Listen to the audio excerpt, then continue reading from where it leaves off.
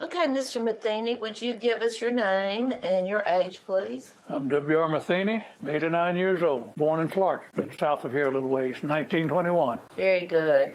And tell us a little bit about what made you join the military to begin with. Well, it started back, I came through the Depression, and in January 1940, I went into the CC camp. They shipped me to Ringo, which is just south of Shreveport. And it was a combination camp. We did soil conservation, we did road work, and we did pine seedlings. And I got into that pine business. And that's one of the most monotonous things you'll ever get into. Handling those little bitty trees, and we shipped them everywhere. Tons of them went to Oregon. And I just got tired of that. Asked the boss one day if I could go to Shreveport and join the Navy. He said, sure. Well, I got over there, and the Navy recruiter was busy, and I was in a hurry, so I got out on the road and hitchhiked to Monroe and walked into the post office over here, and I run into a Marine recruiter, and he was waiting on me. So I told him what I had in mind. He said, well, I'll tell you, you don't just walk in here and join my Marine Corps. I said, you got to be recommended for that. He said, you go home and get some of your friends that know you to write you a letter of recommendation and come back, and we'll take it from there.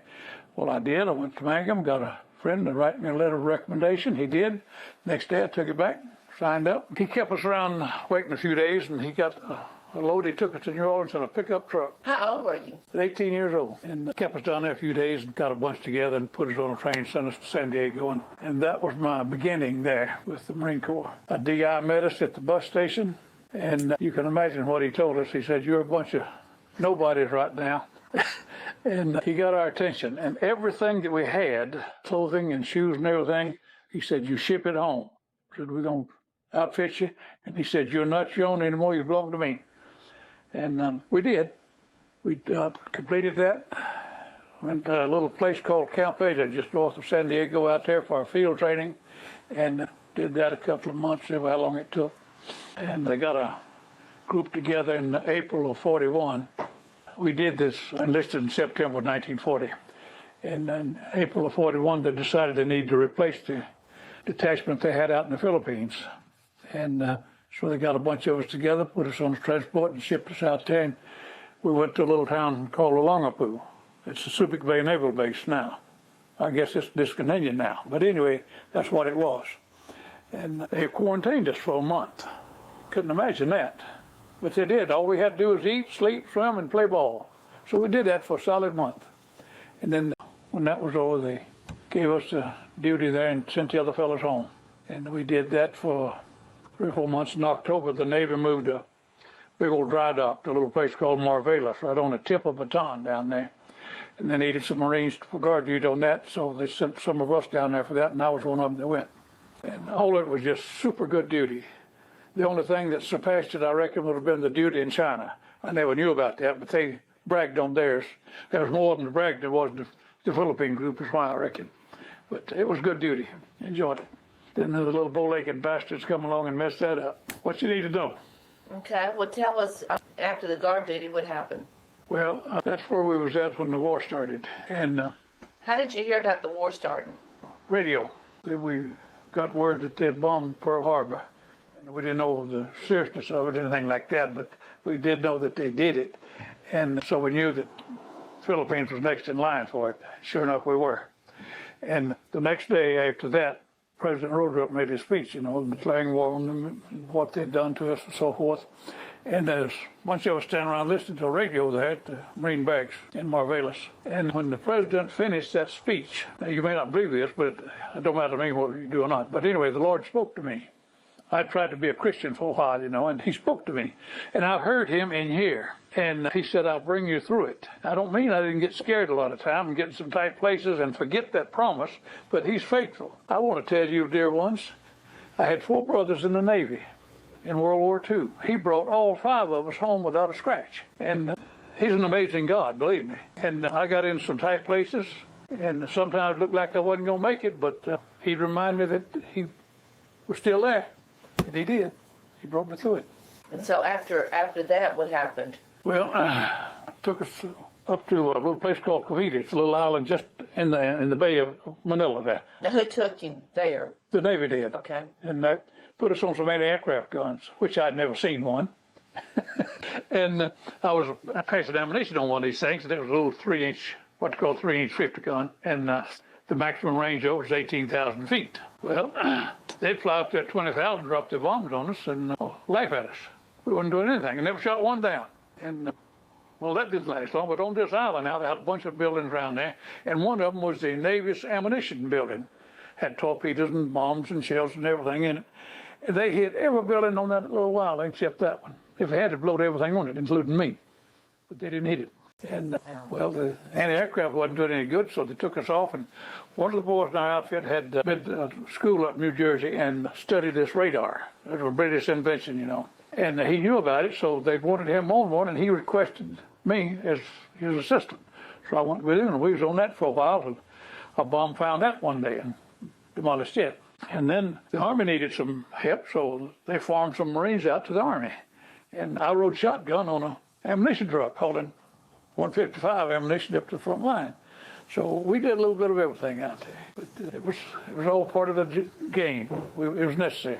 But I can't say I enjoyed all of it because I got scared a lot of times. And I forgot the promise God made to me, and he brought us through. Well, tell us about the capture, when you got captured. Well, when they realized what was going to happen there, the higher-ups decided that eventually, when after Bataan fell, that the Japs would come into Crackador and they need somebody for beach defense.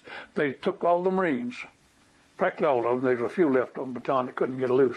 They took us over there and scattered us around the island of Crackador for beach defenses. And they had never touched Crackador until that day. That was December 29th. And we got over there, and they had a real long string of good-looking barracks up there, concrete buildings, and they told us they were bomb-proof. Well, that made us feel good, you know. Well, we took our gear inside and laid them on the floor up there, and one of my good friends, old boy from Wisconsin, laid his gear down about 10 feet from mine, and we went out to explore the island. Well, that day those planes came over, and they started dropping bombs on these bomb-proof buildings, and they wrecked it. And we come back in, and my friend's gear was all gone. There's a 10-foot hole in the floor where his stuff was. Mine wasn't touched. But before we went over there, I got to tell you this now. And we was in the woods over there on Bataan, and so the colonel told our cooks that he wanted his men to have a complete turkey dinner for Christmas. I don't know where those cooks found that turkey. Well, I went to Crackador and got it. But anyway, they did. They served a complete turkey dinner out there in the woods. Fired up those butane stoves and fed us a good dinner. Some of the old Army boys come by, hadn't eaten a week, had to share with them. You know? And every once in a while, I run into one that experienced that. And he'd tell me how he enjoyed that. But that was a good dinner. That may be the last good meal you had. It was, yeah. Because when we got over there, Bataan had already been cut back to starvation rations, and we down to cracked wheat twice a day over there. And I never saw it, but I'd heard that there was some of the laterals in that big tunnel they just chucked full of food. And may or may not have been, I don't know. I never saw it. We survived that too. We was in our headquarters of the tunnel down here on what's called Battery Point, the closest point on the Crackador to Bataan. Well, we just assumed that's where they would come because it's an ideal place for a beach landing. Well, Japs don't do what you expect them to do, you know. So when they decided to come in, they went around on another part of the island, and but they kept shelling our part of it. And before they did, we'd line up on a little road out here, and the cooks would set their utensils up out there and feed us on the road. Well, we knew one day that the Japs were going to break that up. So one day they did. They dropped 3 shells in that shell line out there. That broke up that eating outside. And but on this little road, there's a big old culvert going under it, about 4 feet in diameter. And that was my shelter when it was bombing or shelling going on. I got my food and went in that thing and ate it. And I was in there when those 3 shells hit. So, and then we had this tunnel out here with sandbags in front of it. You know, we had a big old searchlight out there, and it was a good searchlight. But they took care of that right away because they didn't want us using it to shine on their boats coming over, you know, and they knocked that out. But they was real effective with that artillery. So when did you actually get captured? The day of May the 6th, 1942. The colonel told us to field strip our weapons and throw the bolts in the ocean and stacked the rifles, and that's what we did. He knew they were coming. Yeah. Yeah, General Wainwright had already surrendered everything there, even in Mindanao, he'd already surrendered that. That was the hard part there. Just waiting for them to come? Yeah. How long did you know about that? Well, we knew about it, I guess, around daylight, and shortly thereafter, they sent a bunch of their little fellas down there to herd us up to a gathering place, a little old airport they had on the tail end of Craigdor called Kenley Field. And that's where they set us the concrete slab up and set us down there for 2 weeks. How many of them were there in your unit that was captured? Oh, there's about 1,000 Marines on the island, I guess. 900, 1,000, something like that. All captured? Yeah, all at one time. The order went out to surrender. And everything on the rock did at one time. How did they treat you at first? Well, I guess you have to say it's pretty decent at first, until they knew we didn't have any weapons, couldn't hurt nobody. And the big problem right off was water. There was a shortage of water, and they had tore up all the water lines, and the water tank, had a big water tank sitting out there on the hillside, and had wrecked it. And it was a job finding water around there. We found a little bit, but you'd have to stand in line to get it. And one guy might take a dozen canteens and go fill them up. And right now I have another man's canteen and somebody else has mine. But I have my cup. And I lost my mess kit. And I had a mess kit knife, silver, a spoon, and then I come by a Navy mess kit knife, which is different from ours, It was a dressing knife. Well, I kept both of those things, and I put them in the fire and got them hot, shot them and sharpened them, and used them for a razor. And at an inspection, I always laid everything I had out, except this ring. I didn't lay it out. That went to the war with me. And these knives I'd lay out, and every inspector come along, you won't know about them, I'd say for shaving, and they want you to keep neat. And I took them all the way through the war. Nobody ever took them away from me. With this ring, I bought it on the ship going over there. An old boy got in a poker game, lost all his money. He said, "Give me $5 for this ring." And I did. And of course, the Japs were real bad about taking rings and watches and everything. But I'd put it in my pocket on an inspection, and kept it from them. And it followed me through there. My son wore it for a year in Vietnam. My grandson wore it through Desert Storm. So it's seen its share of warfare. Didn't you tell us that the Japanese used the water as a form of torture, though? The lack of water, what they use. Now, they may have used waterboarding on some. I never did see it. I've heard that they did, but I never did see that. But that's an old Chinese trick that all through the Far East over there. But I never did see that happen. I don't doubt what it did, because they was real good at meanness. Tell us about some of that. What, the meanness? Well, when we went from Craigdor, we went to the Bilibid, which is an old Spanish prison, and they turned it into a hospital area. But they'd run prisoners through there for a day or two to house them, and they took us there until they could get us together to send us to Cabanatuan, which is a big POW camp up in central Luzon. And that's where we went there, and we took us in some boxcars and little narrow gauge rails, you know what they are. Anyway, you won't believe it, they can put 100 men in one of them. With a bayonet to motivate you, they can put them in there. And you have standing room only. And a lot of men died on their feet. It was so hot in there. But I was right by a wall. They had some cracks in the wall, and I had some fresh air there. They took us on the whole thing and then took us to Cabanatuan. And that was a death trap there. And I got on a barrel detail one day, and put the bodies in a blanket, tied to a pole, and two men carried that pole out, dump them in a hole that a bulldozer had dug out there. And I just said to myself, "Now you got to get away from here before you wind up one of these." I went and told the skipper, I said, "When you got a work detail that you can get me on, I want to get out of here." Well, it wasn't no time till he called me. And they sent me to a place called Nichols Field. It was an Army Air Corps fighter base before the war. And the Japs wanted some workers to redo the thing, and that's where I went. And it was run by the Jap Navy. It's the only place I knew of that they ever had one that run by the Navy. And they had them all. A Jap lieutenant in charge of the thing, and every day he wore a fresh white uniform. We called him the White Angel. And He was a mean dude. He came out there where we was working one day out in the field, and somebody done something. I don't know what it was. It's a little minor infraction, but he saw it. He took the fellow back over a little way from us and cut his head off. Just mean like that, you know. And one day we was building a gun sight emplacement, and I had a shovel in this big round hole, putting some finishing touches to it. And just before that, the little boy had a little gasoline-powered tractor, and they was going to move a keg of black powder on that tractor.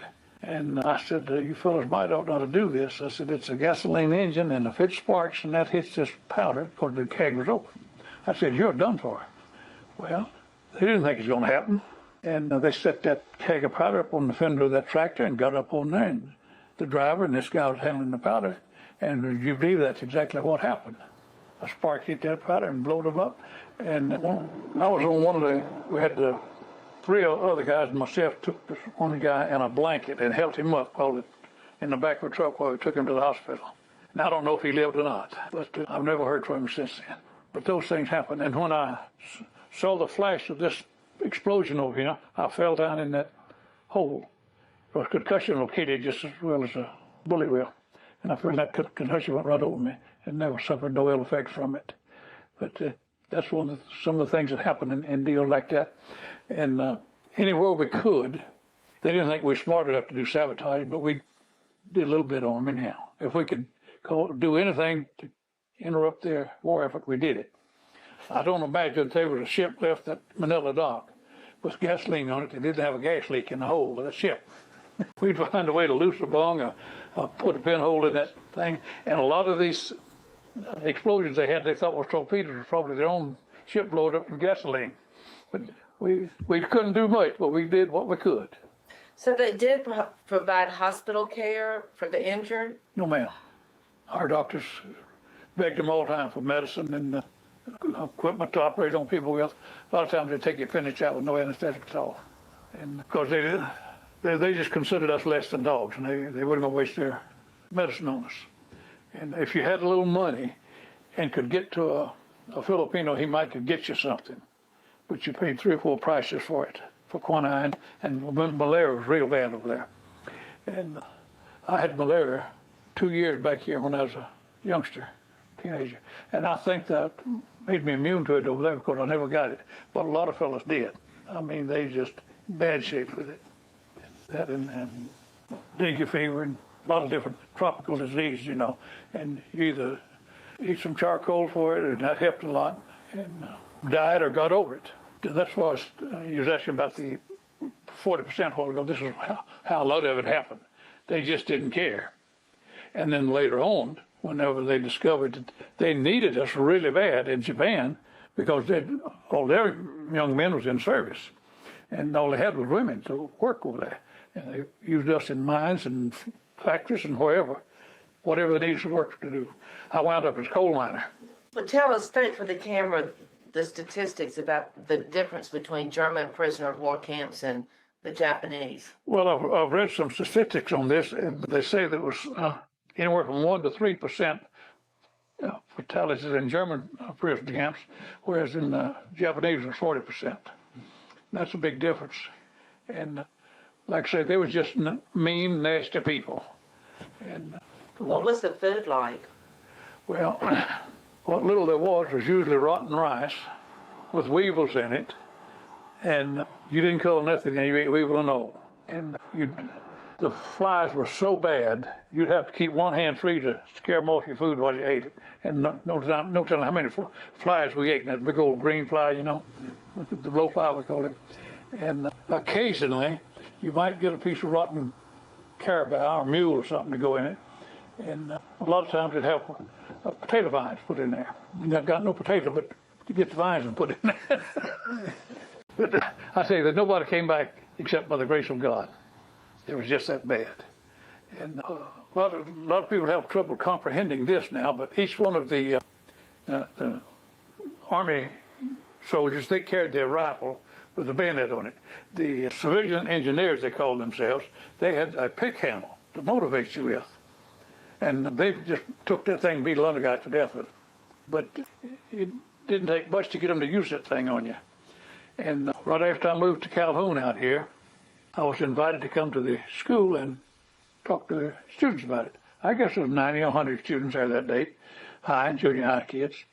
So I had a friend that had a hardware in Calhoun, and I went down and borrowed a pick handle from him to take up there and show those kids that it was real and that's what they used. And it was old-fashioned platform, stage up there, so I hit on that wooden floor with that pick handle and let those kids know it was for real. I think I lost them right then. They could not believe that one human would use something like that on another, but they did. They beat you in the next week with it. That's some of the things they did to us, and that and starving us and keeping us away from water. And one thing they did, I don't think they realized what a great thing they're doing for us. We'd have a 5-gallon can of hot tea, green tea. That was our drinking water set out on the job site. And green tea is exceptionally good for you. And I never knew it till here right recently, but it is. But no telling how many was kept alive with that tea out there. And I still drink tea, a lot of it. I still eat rice. And I was just reading an article quite recently where an old boy hadn't eaten rice since he got back from there. But I do like rice. And my mother-in-law would never cook rice when the wife and I went to visit him. And I'd tell her, I said, now I'll eat it, you cook it. But she wouldn't do it because her husband really loved rice. But she wouldn't cook it when I was there, out of respect for that. Yeah, but tell us what you knew about the Bataan Death March. Well, by the grace of God, I missed that too. But this little base at the tip of Bataan called Marvelis is where the thing started. That's where they first congregated the prisoners that they got on the lower part of Bataan. And then they started them out on this march. And everywhere they'd had any collected, they'd add them to the line. And they marched them full abreast and up this dusty road. And whenever the guards got tired, they'd stop you while they changed guards. Now, they might let you rest a while, and they might not. But many times, there'd be there's artesian wells all over the island out there. And you'd see one of them flowing out there, and guys so thirsty, their lips are cracking open, their tongue swelling, and they wouldn't let them go get it. And some of them would just go anyhow, and they got shot or bayoneted just for going. Now, that's nasty. So I still have no high regard for those people. And it didn't hurt me a bit when Toyota had to recall 1 million cars. But, I mean, with the Bataan Death March, did they march by where y'all were? I mean, Bataan was close to where you were anyway, wasn't it? No, I was on Corregidor then when they surrendered, yes. We went to Corregidor the 29th of December, and we did our thing over there, and then Bataan surrendered the 9th of April. And one thing they did do that we didn't appreciate, one of many things they did, they took some of the prisoners and set them around their gun emplacements because they knew that Corregidor would return their artillery fire, which they did. And they set those prisoners around there. They knew that our people would fire on them then. But after a few days, they moved the prisoners out, and we started shelling them too. But that's some of the things that went on over there. How many people do you think y'all lost in the camp you were in? Oh, I have no idea. But this barrel detail was going all day long, every day. They'd die at night and start early in the morning, carrying them out, and the bulldozers would be out there digging a hole and putting them in it. 50, 100 a day. But there were several thousand men in that camp. But a lot of them were so bad off they couldn't even walk. And dysentery. And they just crawled out to the slip trains and lay there because they wasn't able to walk back. And if they had to crawl back to the barracks, they had to come right back, so they just stayed out there. And a lot of them died right there. What were the barracks like? Well, it was just these nipple huts made out of bamboo, with a thatched roof, and then inside had a platform about 6 or 8 feet along the wall up here, and they put a bamboo mat on it, and that was what you slept on. They got what you call a bamboo termite out there. He bites like a bed bug does. I don't know what we didn't use anything to get rid of them because we had nothing to do. But I reckon some of our insecticides today would get rid of them. Do I need to hush? No, we wanted to know too, like, when did you get transferred to Japan? In September of 1944. And we think about around the 10th or 11th of the month we left from there. And left on the Toto Maru. And we had heard about these ships being torpedoed and bombed by our planes, and we had to sweat that one out. But they took us to Manila, and put 1,000 of us in a hole that had been hauling horses in there, and all the horse manure and everything was sitting there on the deck, and they didn't attempt to clean it up. They put us in there with it. And then people began they closed the hatch up here, and the people began to holler, and the guys were dying, so they opened the hatch again and let some air in there. That saved a lot of lives right there. Excuse me. But our own subs torpedoing those things, and of course they didn't know anything what was going on because the ships weren't marked. And there's just, to our people, there's just another freighter out there. And they sunk lots of them, and some of them had maybe 1,800, 2,000 people on it. Maybe 100 of them get saved. And of course the Japs would shoot a lot of them in the water. But the ones that made it, well, they went on and done their work in Japan then. So what did you do in Japan? Went to a coal mine, a little town called Matheny. And we, I think we worked either 10 or 12-hour shifts, I don't recall which it was, but anyway. And I was supposed to have a day off every 10 days, but that didn't work either, because they were so hard up for raw material. Maybe we get one day off a month. And What was your job? digging coal and loading it in a little dolly, like the miners use, and push it up to a place where a pulley could get hold of it and pull it out. That the conditions were bad there. They were bad there. They was always in a hurry. You never got it turned out enough. And if you worked real hard and meet your quota today, tomorrow the quota was more. You couldn't satisfy them. But I suppose all the services have it. They have a system what you call watching each other's back. Well, the Marines are real good at that. And one day it was me and two other Marines were going to shoot, digging coal, and one of the guys got real sick. And so this other guy and I was going to do his work. So we told the guard that was there with us, he said, he's going to rest and we're going to work. He said, nope, he's going to rest. He's going to work. And I said, no, let's let him rest and we'll do his work. And he still didn't like the idea. He said, he's going to work. So we done that back and forth a few times, and he was sitting down on a rock over here, so I just went over and slapped him. That's the worst thing you can do for an old rental. I fully expected to get shot that evening when I went out. But see, I knew that either one of those guys would have done the same for me. But he won't let us sit down, never said a word about it. That guy rested for the rest of that shift. We got out that evening, and nothing was ever said about it. That's divine intervention, beloved. God took care of this old boy in that. So, see, all the way through there. You just couldn't help yourself, huh? I had to do it, because that might would have killed the old boy if he didn't work, because he was in bad shape. Wasn't none of us in good shape, but he was worse off than me and the other guy. But he made it and came back. Were the living conditions better in Japan than they were in the Philippines? Same thing. Well, when we first got there, we rode a train up this little coal mine town. Excuse me. At night, we got there. And we've been on this ship for 2 weeks now. Nobody had a bath. And down in this hole down there was all that smell and stuff in there. And the Japs have these big old hot water tubs, that they take a bath in. The camp commander's first in there by himself, then the officers, and then the peons, and then the prisoners last. Well, we got there too late to get in on that, and some of them got into that hot water, and they told us there was a shower around there, but it was cold. If you wanted that, you could use it. I took me a cold water shower, and there was a foot of snow on the ground when we got there. That's how bad we needed a bath. But we did it. But every evening when we came in from the mine, all the Japs would have done had their bath, and it was all ours. Get in through that scum and all, take your wash that coal off of you, and it felt better. What about the food? Was it any better? No. I think they went out of their way to find dirty, rotten, rocky rice. It had pebbles and everything else in it. And they get whatever their people didn't want to eat, that's what we got. I got to tell you this, so this was good, right? And then that camp, sometime before the war was over, by the way, this slapping incident happened about a month before the war was over. We didn't know what the war was doing with them.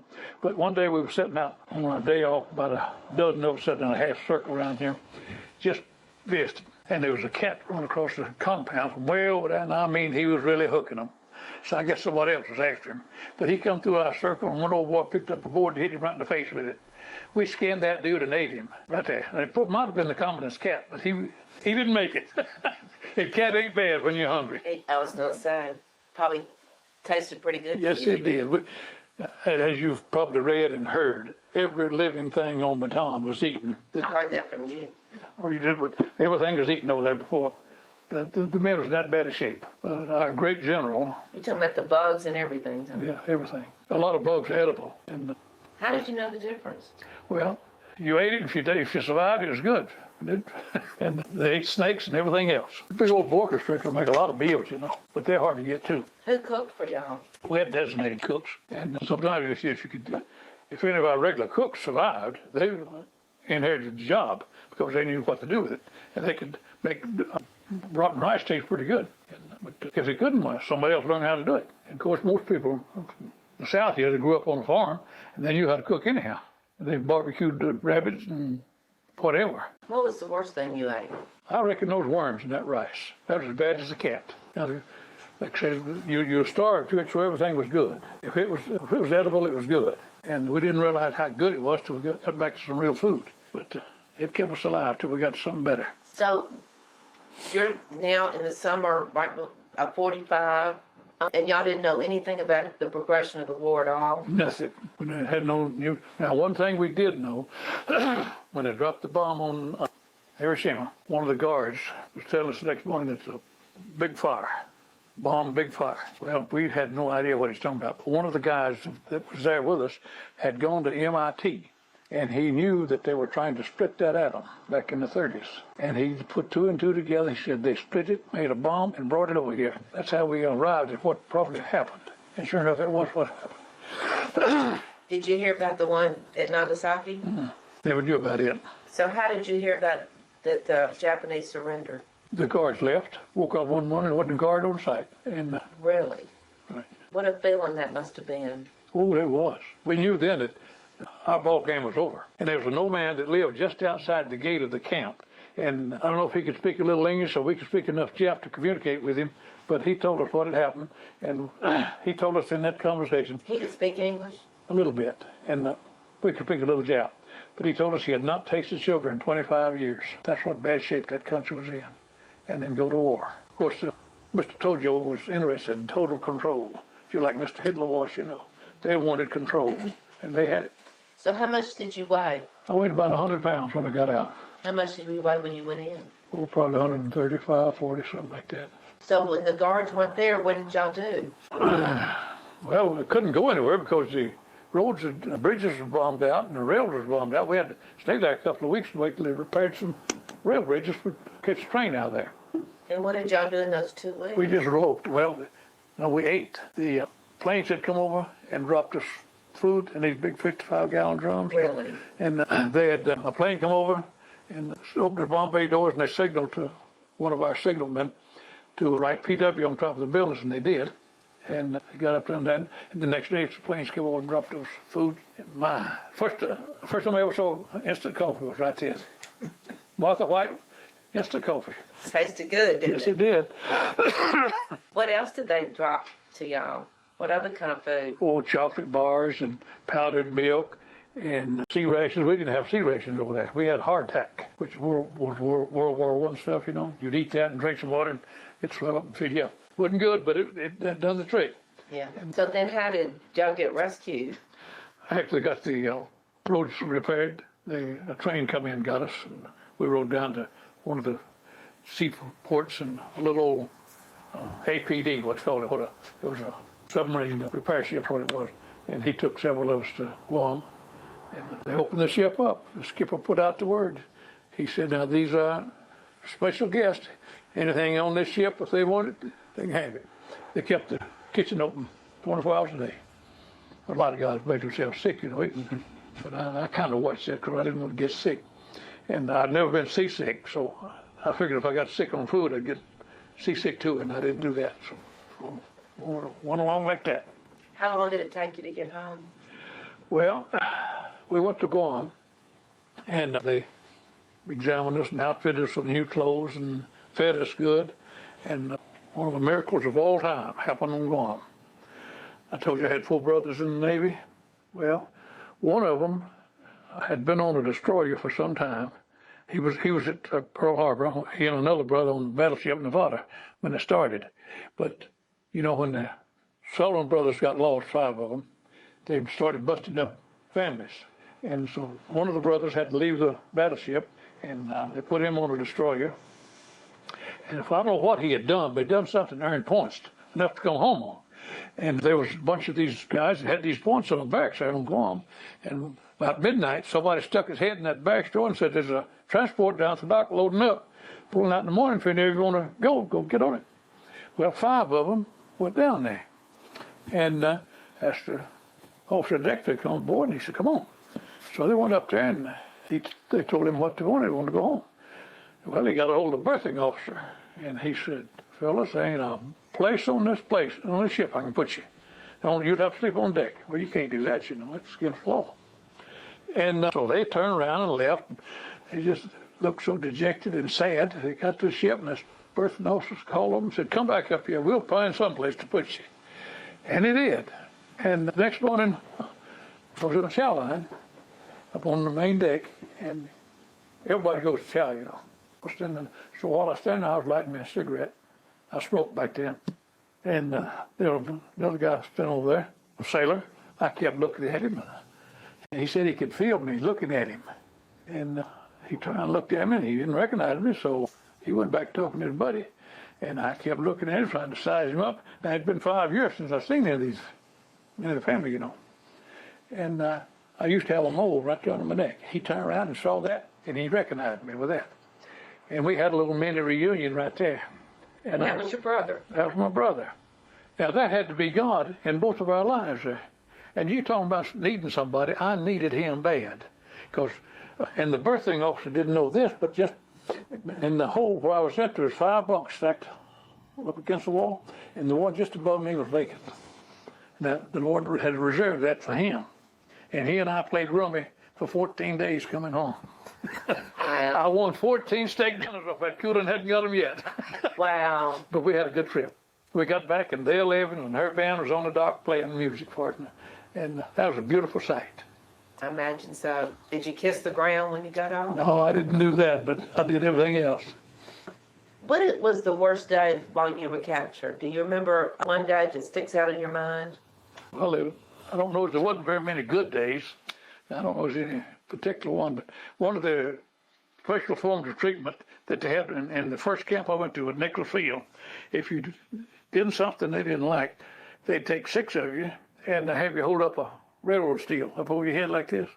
Now, it wasn't as big as our railroad steel. It was a light one, in our case. And if you want to get an idea how hard they stand up there for about 20 minutes with your arms up there without anything in them. But what we would do, you have to learn survival. We'd start with the first man on the end here. He'd say, now, we're going to take the pressure off, and you just stand there with your hands up. You don't have to hold no pressure. And we'd work down the line. Each one of them would take a rest like that. You can't have foxes out. They didn't think we could, but they thought we were a bunch of dummies. But we did that and survived that. What did they think would happen? Did you just let it fall on your head? No, they expected you to stand there and hold it up until they got tired of watching you. And when I was at Nicholas Field, I had my foot swell up on me. I'd got it hurt in the CC camp over there, and you couldn't find anything in it. But every once in a while, it'd just swell up, get sore. And I got me a walking stick, and I walked around the camp out there for a while. That got tired of me hanging around. That's where they sent me to Billerbead, the hospital. And I was in there for several months. And I left there and went to another little airfield called Nielsen Field. And I was doing the same thing, building runways. And then one day they wanted to open up another little field called Zablin Field. General Eisenhower was there in his second lieutenant base. But that's what we did. And I got me some lumber one day and built me a little old chair to shave guys in, because I still had my knives. And anybody wanted to shave, I'd shave them. Because they didn't like beards. I never saw a Jap with a beard. They didn't like us to have them either.